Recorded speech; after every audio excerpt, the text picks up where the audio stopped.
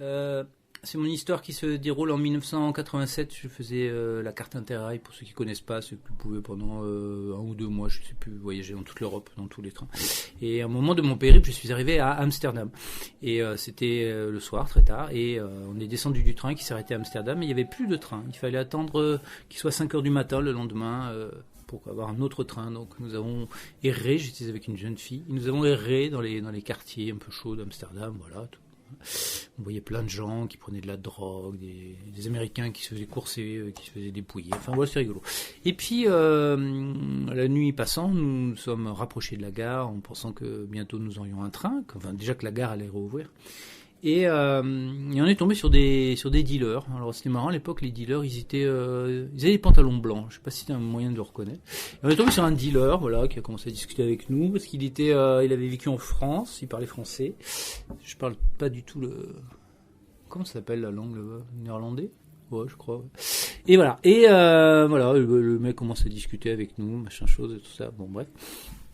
Et puis le temps passe et on se retrouve sur la place qui est qui était en tout cas à l'époque devant la gare d'Amsterdam. Et on s'assoit sur un banc et on était là, on attendait le train avec le dealer à côté, moi la fille, le dealer. Et arrive une clocharde, bien bourrée, alcoolisée pardon, qui invective le type. Et le type lui met une baffe. Et la fille repart, pas contente du tout. Et elle va chercher les flics. Et les flics arrivent. Et le dealer, il balance tout le matériel, toute la drogue qu'il avait sur lui dans un fourré derrière. Et bon, l'altercation se finit, les flics passent, machin, ils calment tout le monde, ils repartent. Et le type va récupérer sa drogue dans le fourré derrière. Et il revient, et puis il ouvre un papier dans lequel il y avait de la cocaïne, et il gratte un peu de cocaïne dans une dose de cocaïne. Et là, il le fait tomber. Et il me dit, oh non, qu'est-ce que t'as fait? Je dis quoi, qu'est-ce que j'ai fait?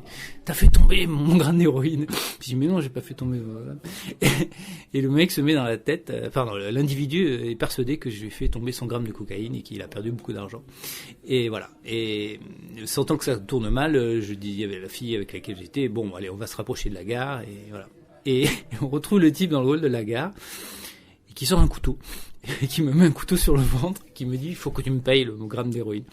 Et là je regarde autour de moi et je vois plus personne. J'avais vu des flics toute la nuit et là je ne vois plus personne du tout. Et je me suis senti seul au monde. Et je dis mais non, je vais pas te payer ton gramme d'héroïne. Bref.